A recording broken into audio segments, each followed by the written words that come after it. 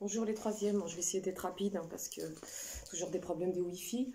Donc déjà, je vous annonce qu'à partir d'aujourd'hui, je mettrai un cours sur le NT ainsi que les devoirs et je ferai ce même cours en vidéo, comme ça les deux possibilités seront là.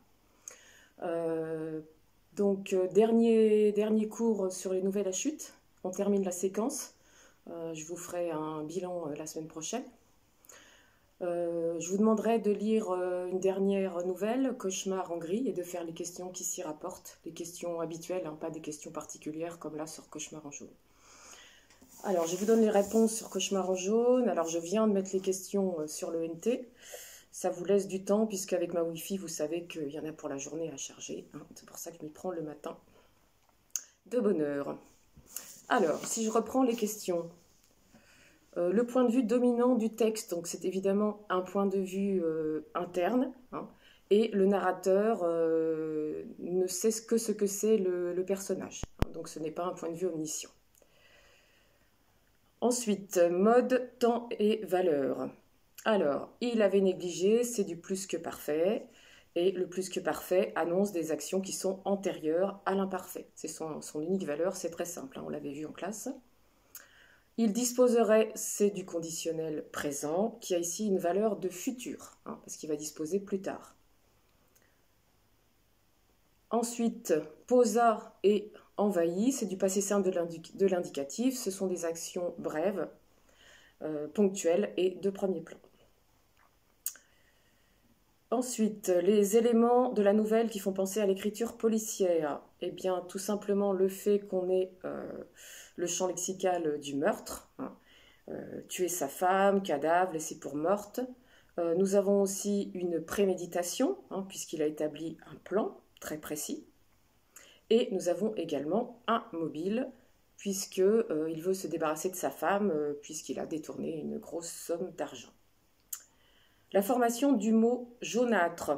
Alors, le radical, c'est jaune, la couleur jaune, et le suffixe âtre, accent circonflexe TRE, qui est un suffixe négatif ou péjoratif, qui veut dire un vague jaune, pas tout à fait jaune, un jaune pas très joli. Voilà, tout ce qui se termine en âtre, en général, ce sont des termes négatifs.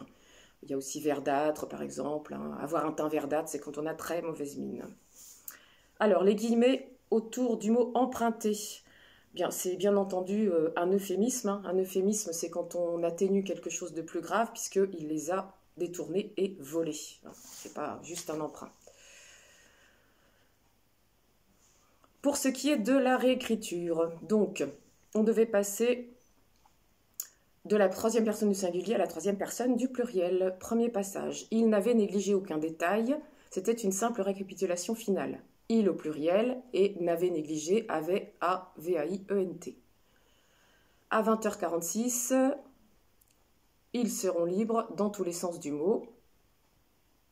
Oh pardon, j'ai sauté une ligne. À 20h, ah oui c'est ça. Ils seraient libres, donc ça donne ils seront libres, ils au pluriel et seront O-N-T, dans tous les sens du mot. Ensuite, il avait fixé le moment parce que c'était son 40e anniversaire.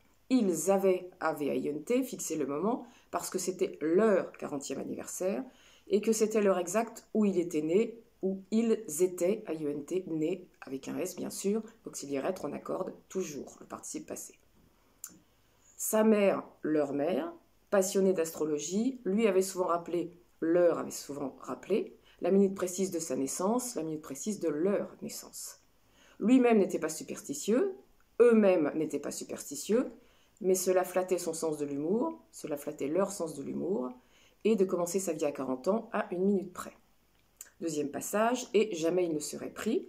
Alors, à l'oral, on n'en a pas la différence, mais c'est il au pluriel et ne serait pris à I-E-N-T. Bon, on a déjà le S à pris, puisqu'au féminin, ça fait prise, donc du coup, le pluriel est comme le singulier. Son départ, sa destination, sa nouvelle identité, ça va donner leur départ, leur destination, leur nouvelle identité. Tout était prévu et fignolé. Il n'avait négligé aucun détail. Il au pluriel n'avait, A-I-E-N-T, négligé. Négligé qui ne s'accorde pas, puisqu'il n'y a pas de COD, c'est l'auxiliaire avoir, pas de COD placé avant. Il y travaillait depuis des mois, ils y travaillaient depuis des mois, il au pluriel travaillait, A-I-E-N-T. Voilà pour les réponses. Si vous avez besoin d'autres précisions, n'hésitez pas à me les demander. Pour la prochaine fois, je vous rappelle donc Cauchemar en gris.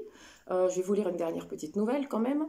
Le mot du jour sera un mot commun, hein, j'ai choisi consternation.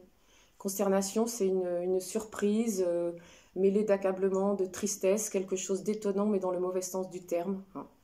Consternation ou consterné. Hein. Je suis consternée d'apprendre des choses qui me chagrinent et qui me déçoivent, par exemple.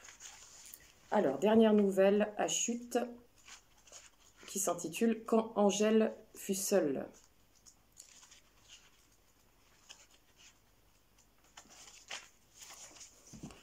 De Pascal Mérigot.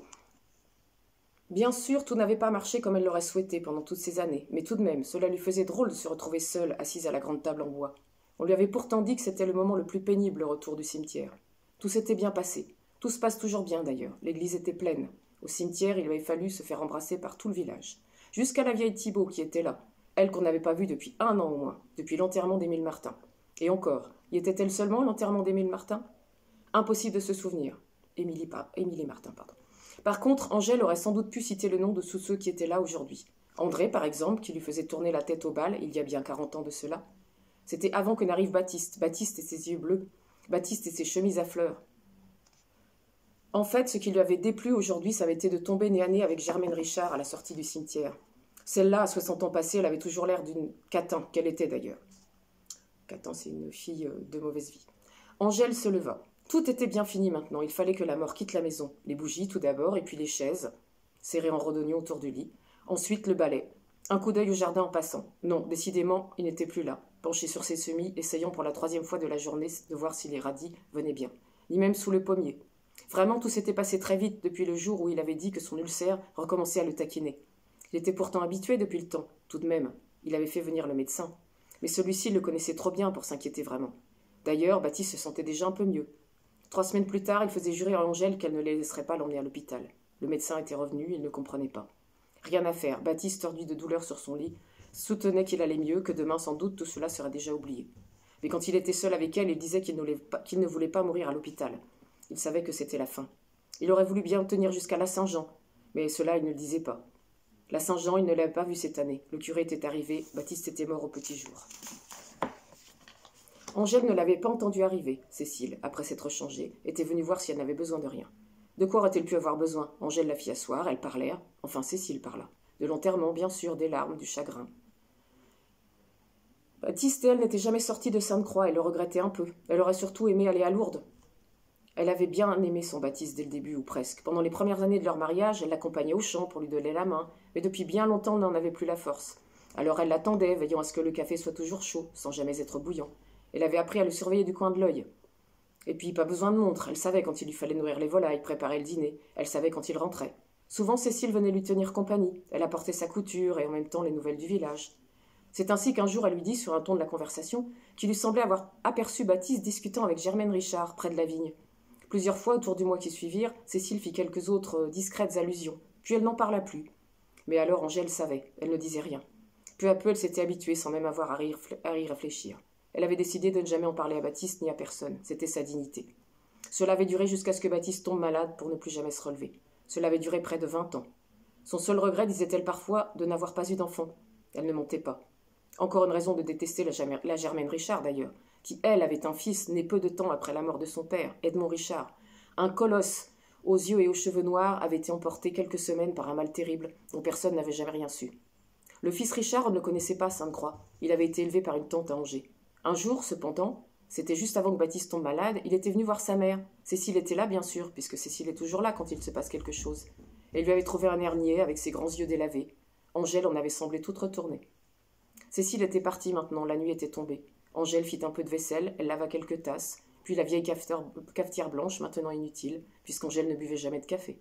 Elle la rangea tout en haut du bahut. Sous l'évier, elle prit quelques vieux pots à confiture vides. À quoi bon faire des confitures? Elle en avait un plein buffet.